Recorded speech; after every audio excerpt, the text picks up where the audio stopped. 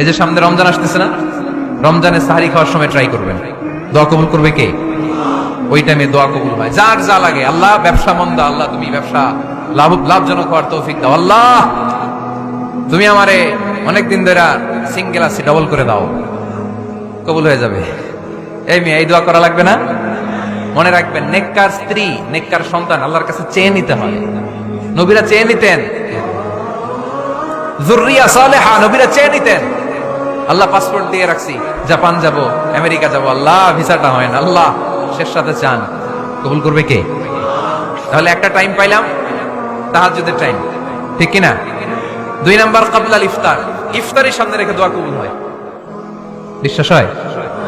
কি সামনে রেখে?